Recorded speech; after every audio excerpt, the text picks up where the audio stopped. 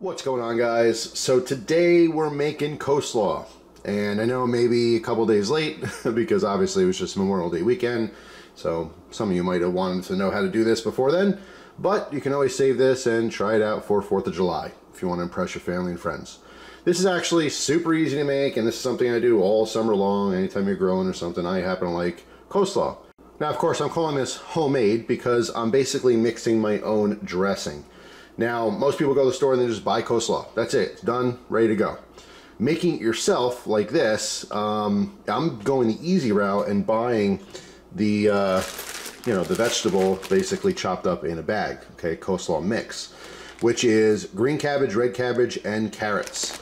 Of course, you can go the extra mile and just buy the vegetables and chop it yourself. That might be considered more quote-unquote homemade.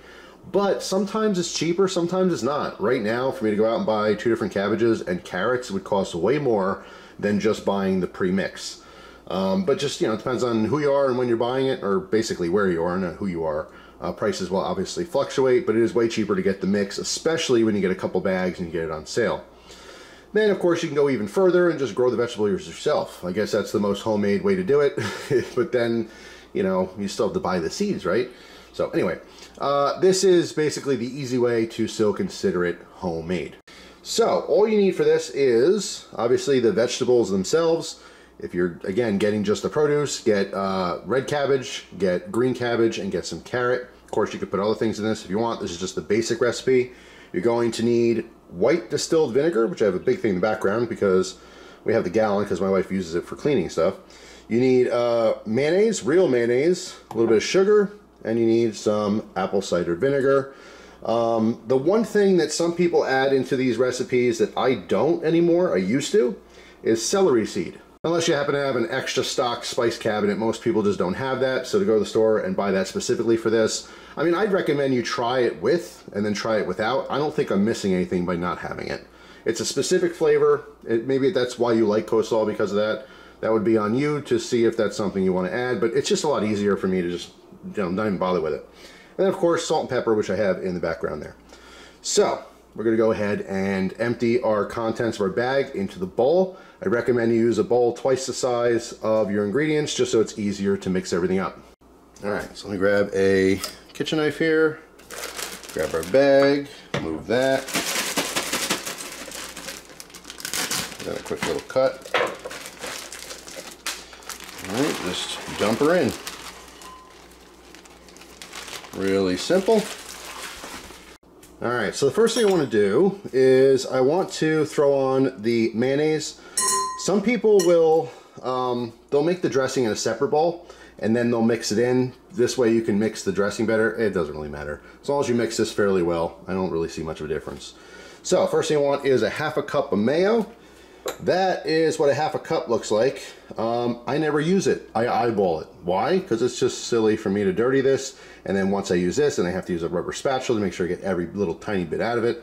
So I don't even bother. But I do look at it first before I start lumping it in there. Now, obviously, this is going to be personal preference as well. Some people like more mayonnaise than other people. I would definitely recommend going light. You can always add it later. But if you end up with something with too much mayo, you're not going to be happy. All right? You can't take it out, but you can always put more in. So, lump that down in the middle there. And I'm going to say that's fine. All right. So there is our mayo. All right, so I got it all over my fork here, so I got to wipe that off a little bit. There we go. So I don't get it all over my hands. All right, so next step here, 1 tablespoon white vinegar. This I do measure out. All right, tablespoon. We got our white vinegar here. Now I do this over the bowl, but I don't really recommend it because, again, if you mess up, it's going to go right into your food. There you go. Put that right on top. Next up, a ½ tablespoon of apple cider vinegar. Now, I have ½ a teaspoon measuring thing, but I don't have one for a tablespoon. So I'm going to eyeball it. It's going to be about half of this. In fact, I usually put 3/4. All right, so that's actually half. Do a little extra splash. It's not going to hurt anything. This is something, if you make it a bunch, you can eyeball this. You don't really need to measure much. All right, next up is 2 teaspoons, not tablespoons, teaspoons of sugar. All right, regular old sugar. So I'm going to dip into my little sugar jar here and do 2 heaping, I don't know about heaping, but they're definitely not shy, teaspoons. All right. Then we have salt and pepper to taste. All right, so pepper, I definitely like it. I do grind it fresh. You can find this stuff really cheap at the store. Just nice to have fresh pepper, but of course if you don't have, you know, fresh ground pepper, you use what you got. Just happen to like this mix. Ooh, hello. Bang the camera there. So yeah, I like the little medley with all the different color peppercorns because they do have different flavors.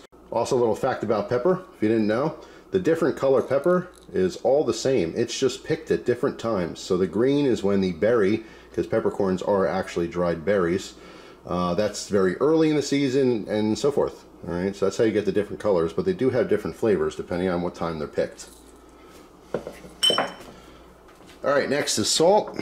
Salt brings out the flavor, but I don't go crazy, just literally a little pinch.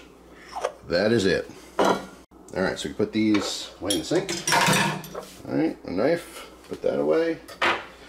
And we are ready to mix. That is it. Just mix it up. All right, so get in there. I kind of mix the center first. Again, at this point, if you wanted to use the celery seed, you would mix it in. And I'm gonna keep mixing and mixing and mixing. I'll show you a bunch of mixing, but I'm gonna mix even more off camera to make sure this is fully incorporated. All right.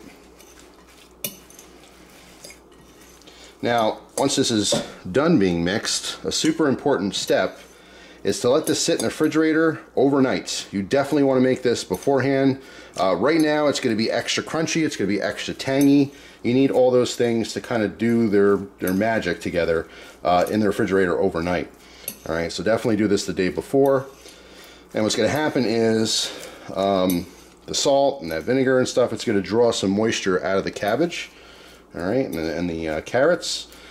And so, like, if you leave this in the refrigerator, of course, you know, you cover it so you don't get any oxygen there, and the whole fridge doesn't smell like coleslaw. But as you let this sit, it'll pool on the bottom, so there'll be a little liquid on the bottom. That's why you want to stir it up again. And that is it. There's no actual cooking here. That's what's great about this. Something you just whip together. However, I can't stress enough, it is really, really good the next day. If you eat it now, sure, it's edible, but it's not quite the same. It has to do its thing. It has to work its magic. Whatever chemical reactions are going on, that's got to happen overnight.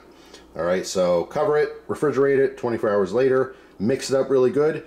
And then when you mix it up again, at that point, if you wanted to add more mayonnaise, you can go ahead and do so. But again, the half cup or so that I put in here originally, it's always enough. I don't like it, like, you know, super wet. I just like enough there just to kind of coat everything. So of course, if you guys have your own recipe for coleslaw, let me know. Maybe you make a better version than I do. But I love this. I think it's awesome. Something I would actually put in this that I know Christina does not want in here, but I throw raisins in. I happen to like raisins in different types of like pasta salads sometimes. I know it seems kind of odd. It just gives a little sweetness, definitely a different texture when you're eating it. But yeah, that's about all I would do to this. Of course, I'm sure there's a million different recipes, but if you guys have a really good one and you love it and it's been in the family a long time and you really want me to try it, post in the comment section. I will definitely try it out. I love experimenting with food and making it better. So you never know, maybe there's a different version I like even more. And of course, as I mentioned before, if you'd like to try this with the celery seed, you would add a half a teaspoon into this batch, okay? Just as a reference if you do want to try that out, if that's something you think you'd prefer. But anyway, that's all. Hopefully you guys have an awesome day. Thanks for watching, and I'll see you tomorrow with a brand new video. Take care.